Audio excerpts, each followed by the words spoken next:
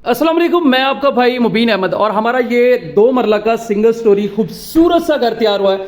इस समय इस घर के गराज में रीजनेबल साइज का गराज, जहाँ पर मार्बल फ्लोरिंग खूब से की गई है।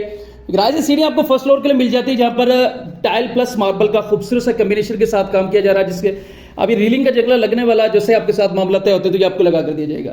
इस साइड पे आप निशिस देख सकते हैं, खूबसूरत वॉलपेपर का काम किया गया और ये किचन आपका आ गया, जिसकी कैबिन क्वालिटी आपको बड़ी बेहतरीन से शीट के साथ यहाँ पर तैयार की जा रही है। तो खूबसूरत सा किचन यहाँ पर एक तैयार किया गया है। और ग्राउंड फ्लोर पर सिंगल स्टोरी घर है, तो एक मास्टर साइज का बेडरूम इस घर में मिलने वाला है, जहां पर मार्बल फ्लोरिंग अगेन बड़े खूबसूरत वॉलपेपर का काम किया गया, सीलिंग के डिजाइन जबरदस्त और एक मास्टर साइज का बेडरूम है। आपका चाहे जितना भी सामान है, उम्मीद है कि इस बेडरूम में आपका इजी आ सकता है। बैक पे आपको वेंटिलेशन एरिया मिलेगा, मोटर पंप यहाँ पर लगा कर देंगे, टेंडेग्राम गीजर वाली वायरिंग है। एक वॉशरूम तैयार किया जा रहा है, जिसमें भी कुछ बकिया काम होने वाले हैं।